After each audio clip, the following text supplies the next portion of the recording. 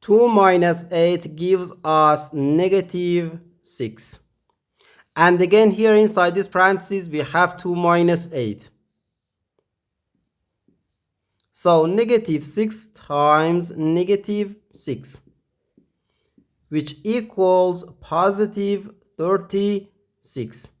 But this answer is not correct, because according to the order of operations, first we have to do parentheses, then exponents, then multiplication or division, and finally addition or subtraction.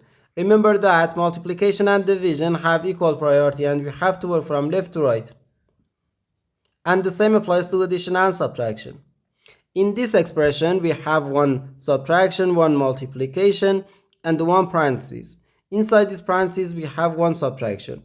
Here we have a multiplication, because in mathematics, when a number is placed next to parentheses, it means multiplication, and we usually don't write the multiplication sign for brevity.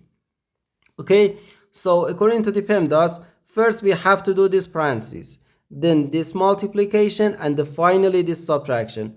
If we do this subtraction before this multiplication or this parenthesis, it is wrong.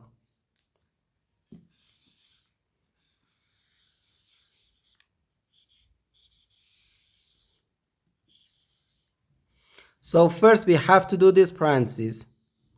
Inside this parenthesis we have 2 minus 8, which equals negative 6. So 2 minus 8 then times negative 6. Now we have one subtraction and one multiplication. According to the PEMDAS, multiplication has higher priority than subtraction, because multiplication comes before subtraction. So here first we have to do this multiplication. 8 times negative 6 gives us negative 48. So 2 minus negative 48. Now negative times negative gives us positive. So 2 plus 48, which equals 50.